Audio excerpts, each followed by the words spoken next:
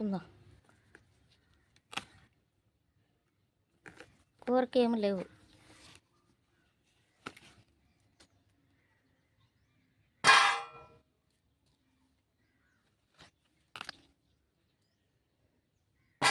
ఇంకా అక్కడ ఉన్నాయి తెల్ల వంకాయలు కూడా ఉన్నాయి, కోసుకుందాం. కోడిగుడ్డు వంకాయలు అంటాం కదా, అవి నేను మీకు చూపిస్తాను అన్నాడండి.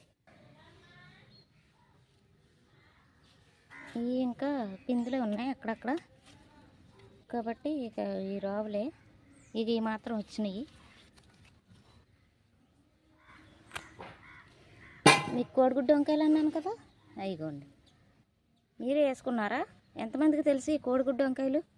కోడిగుడ్డు వంకాయలు అంటే నేను అనుకున్నాను కోడిగుడ్డు వంకాయలు అంటే గుడ్లాగే ఎలా ఉంటాయా అనుకున్నా. సేమ్ అలానే ఉన్నాయండి.